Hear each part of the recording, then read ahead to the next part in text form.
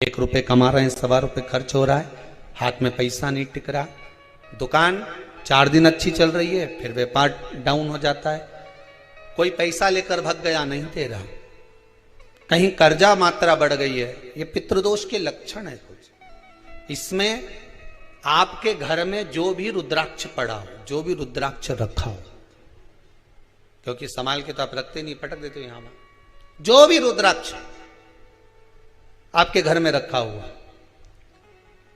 एक पानी के पात्र में उस रुद्राक्ष को डाल दीजिए, उसमें 1 चावल का दाना डाल दीजिए। महाराज, परिंदा जहां होता है, मटका, हंडा या रसोई घर में आपका जो पानी भरने का स्थान होता है, जिसको आरो वारो क्या क्या लगा के रखते हो, उसी के कहीं पास में उस कलश को रख दीजिए, ऊपर से उसको ढक दीजिए। शाम के समय, सुबह रखा 10 बजे से 12 बजे के बीच में, शाम के समय प्रदोष काल में भगवान शंकर का नाम स्मरण कर कर, ओम नमः शिवाय बोलकर, श्री शिवाय नमस्तुभ्यम बोलकर, या महामृत्युंजय मंत्र का स्मरण कर कर, या गायत्री मंत्र का स्मरण कर कर, जो मंत्र आपकी बुद्धि में, विवेक में समाहित हो, उस मंत्र का नाम लेकर राम कृष्ण हरि जो बोल सकते हो, एक घी का दिया अवश्य प्रज्वलित करें, लंबी बाती का। कौन सी बाती का? फूल बत्ती का नहीं, गोल बत्ती का नहीं, लंबी बाती का।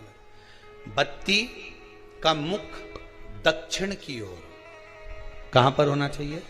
दक्षिण की ओर, ना पूरब, ना पश्चिम, ना उत्तर। बत्ती का मुख कहां हो? दक्षिण की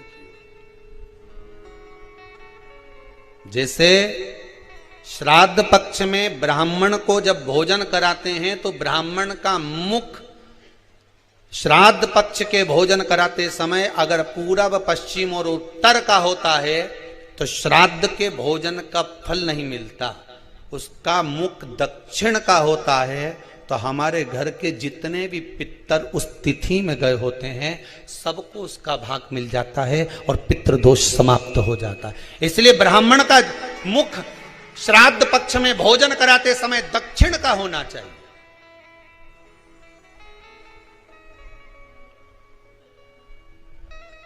ब्राह्मण का मुख दक्षिण का हो।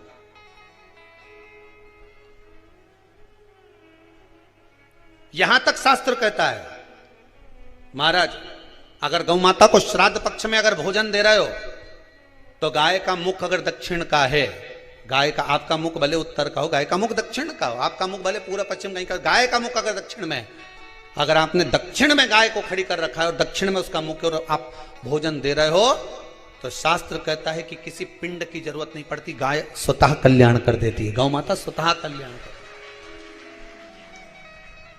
दक्षिण मुखी हो। तो दिए की जो बाती का मुख कहां होना चाहिए? दक्षिण का। और दक्षिण का मुख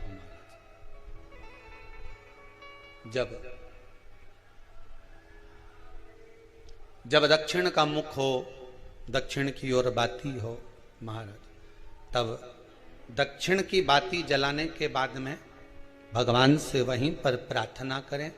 जो कलश रखा है उसके ऊपर जो प्लेट रखी है, ढाका गया है, वहां अपना सीधा हाथ रखें और अपने पूर्वजों का, अपने पितरों का स्मरण करें कि मेरे धन को लेकर कोई चले गया, मेरा व्यापार ऐसा चल रहा है, मेरा घर में बच्चों का विवाह नहीं हो रहा, या घर में इतनी अशांति है, या तकलीफ है, या कष्ट है, ये सब का स्मरण कर कर उस कलश को रात्रि भर रखे रहने दें।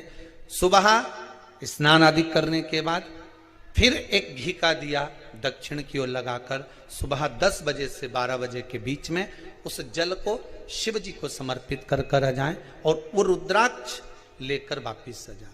महाराज वापिस आ जाए, उस रुद्राक्ष को अपने घर में रख दीजिए। वर्ष भर वो रुद्राक्ष आपको कभी बीमारी से नहीं घिरने देगा, कभी किसी जगह खड्डे में नहीं जाने देगा, वो उन्नति की ओर ही बढ़ाएगा।